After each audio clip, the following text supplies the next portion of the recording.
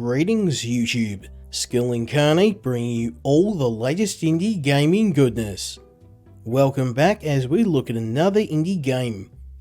This time I'm taking a look at Behind the Frame the Finest Scenery, which was developed by Silver Lining Studio and published by Akupara Games, who worked on several point-and-click games including Dark Side Detective and Keep in Mind. Behind the Frame is a mix of visual novel and point-and-click game, with an anime-inspired art style. Admittedly, this game is a massive departure from the more dark games I usually play, exchanging dark colours and themes for a colourful, vibrant art style and cheerful characters. However, I wanted to try it due to the unique approach to storytelling and puzzle solving. The game uses art as a central theme, using a combination of traditional 2D artwork alongside scenes with a 360-degree panoramic view, and anime-style animation that bring the game's colourful world to life. This is topped off by an extremely interactive control scheme, allowing players to interact with the game world and take a hands-on approach to solving puzzles. This title is one of the most unique and visually striking experiences I've enjoyed this year, and I feel this is a perfect example of representing video games as an art medium. Behind the Frame follows the story of an unnamed female artist living in a small village, who has been attempting to paint her masterpiece with the goal of submitting it to an art exhibition in New York. She's been working on her piece for a long time, and is struggling to bring her painting to life. The game takes place in her art studio and home, and initially feels like a slice of life anime as you follow the artist's day-to-day routine, making your breakfast, sipping a coffee as you observe the town events from your apartment, and working on your art. As the painting starts to come together, we also begin to unravel the woman's backstory, and the motivations for her pursuit of an artistic career. You'll also delve into a relationship with her neighbour, an old man who's also a talented artist, and the mystery of her connection with a young man known only as Jay. Every scene in the game is displayed in panoramic view, where you can rotate the camera and interact with items and people to find more information, trigger a puzzle, or work on a piece of art. The backgrounds and environment of the game are incredibly detailed, sometimes feeling like a work of art in their own right, and I often found myself stopping to admire the detail of the apartment or stare at a finished painting.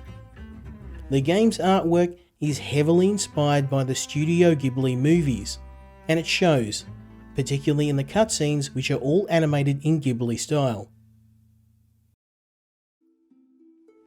The game's narrative takes place over 6 short chapters and is largely driven forward by completing a variety of puzzles, which range from completing memory puzzles and logic problems, such as flipping a sequence of buttons to create a picture, to filling in missing objects or colours in paintings around the apartment. Everything in your apartment can be interacted with, including furniture, your laptop, and your own paintings. You'll need to do this to uncover clues which are stored in your notebook, which can be accessed at any time and is vital to solving puzzles. The other type of puzzle comes in the form of completing sketches and paintings. This often takes the form of studying pieces of art and matching colours and patterns, and thankfully doesn't require the player to be a skilled artist to complete. Personally, I found most of the puzzles to be straightforward, with clues littered throughout your apartment or in your art book. The game gives a lot of guidance to the player, providing hints to all the puzzles in the game, and I didn't find myself stuck on any area for more than a few minutes. While I did find the puzzles to be too easy in comparison with other games of this genre, I believe this was a deliberate choice by the developer to create an experience that's less about challenge and more about the natural flow of the story. Behind the Frame is a unique and memorable experience with vibrant colours and a seamless combination of 2D and 3D artwork that gave me the feeling of watching an interactive movie rather than playing a game. The use of panoramic views, fully interactive environments, plus the soundtrack that we're listening to was perfectly used to set the mood for each section of the game. At the risk of sounding soft, I was also surprised to find that before long, I was wanting to unravel the game's bittersweet story of life, love and loss. The experience stuck with me long after the ending credits rolled.